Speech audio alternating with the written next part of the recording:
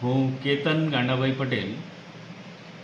આપણે જો ડાંગ સ્વરાજ આશ્રમ વિશે વાતો કરીએ તો ડાંગ સ્વરાજ આશ્રમની સ્થાપના સ્વતંત્રતા સેનાનીઓએ 1948ની 7મી સપ્ટેમ્બરે કરી હતી.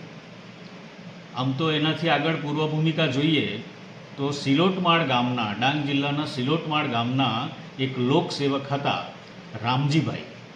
તેઓ અહીંથી પગપાળા બારડોલી મુકામે ગયા અને સરદાર વલ્લભભાઈ પટેલ અને ગાંધીજી સાથે મુલાકાત કરે છે અને ત્યાં જણાવે છે કે અમારા ડાંગમાં તમે લોકસેવકો મોકલો અને શિક્ષણ અને સેવાના કામ માટે ત્યાં ખાસ જરૂર હોવાથી તમે સેવકોને ત્યાં મોકલો. એ ધ્યાનમાં રાખી અને ત્યાંથી એક સમિતિની રચના કરવામાં આવે છે કે ભાઈ ડાંગમાં જાઓ અને ત્યાં પરિસ્થિતિ શું છે તે જુઓ, જાણો અને તેને અનુરૂપ પછી ડાંગમાં અહીંયા એક સમિતિ આવે છે, અભ્યાસ કરે છે અને ખરેખર કહે છે કે ડાંગમાં ખરેખર ખૂબ જરૂર છે.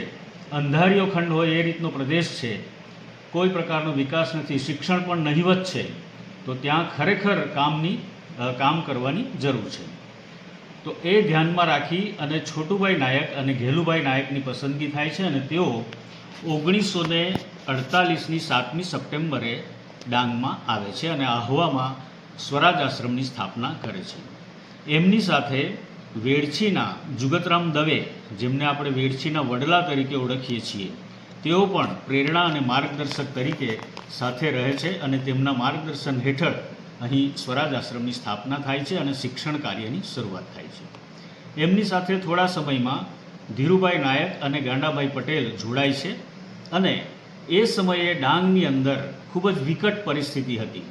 રસ્તાઓ નહોતા, પાણીની તકલીફ હતી, અનેક પ્રકારની અગવડો હતી, જંગલ ગીચ હતું. એવી પરિસ્થિતિમાં અહીં શરૂઆત કરે છે આ લોકો અને ગામડાઓમાંથી સમજાવીને છોકરાઓને લઈ આવે, એમના વાળ કાપે, એમના નખ કાપે, એમને નવડાવે અને ત્યાર પછી શિક્ષણની શરૂઆત અહીં થાય છે. તો શરૂઆતની પરિસ્થિતિ ખૂબ વિકટ હતી, અગવડભરી પરિસ્થિતિ હતી. તેની અંદર આ તમામ સ્વતંત્રતા સેનાનીઓ હતા બધા.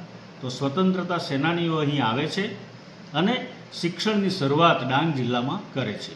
તો શિક્ષણ અને સેવાની શરૂઆત જે થઈ ત્યાર પછી આપણે જોઈએ તો 1960માં જ્યારે ગુજરાત મહારાષ્ટ્ર છૂટા પડે છે, બાયફર્કેશન થાય છે, બૃહદ મુંબઈ રાજ્યમાંથી ગુજરાત અને મહારાષ્ટ્ર બે ભાગ પડે છે, તે સમયે એક પ્રશ્ન આવ્યો કે સાપુતારા સાથેના ડાંગને આપણે ગુજરાતમાં જોડવું કે મહારાષ્ટ્રમાં. તે અંગે ખૂબ સંઘર્ષો થયા, અનેક સરઘસો નીકળે, સભાઓ થાય અને ગંભીર પ્રકારના આક્ષેપો અને મારામારી સુધી પણ વાત જતી હતી એમ વડીલોનું કહેવું હતું. તો એ બધી વાતો આપણે એમની પાસેથી સાંભળી છે, તમામ વડીલો પાસેથી. એ હું આજે તમને જણાવું છું. અને અંતે પછી મુંબઈ રાજ્યના મુખ્યમંત્રી સુધી વાત જાય છે અને ત્યાર પછી વડાપ્રધાન સુધી પણ વાત જાય છે અને ત્યાંથી ઉપરથી એમ કહેવામાં આવે છે કે તમે ડાંગના લોકોને પૂછો કે એ લોકોએ શું કરવું છે, લોકમત લો.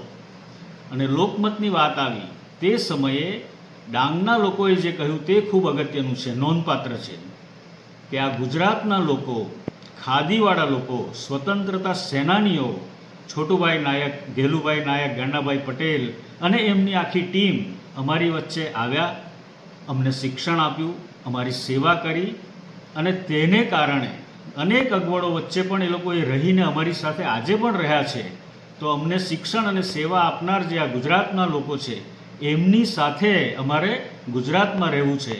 અને લોકમત લેવામાં આવ્યો તો 2/3 કરતાં વધારે બહુમતીથી લોકમત ગુજરાતની ફેવરમાં આવ્યો.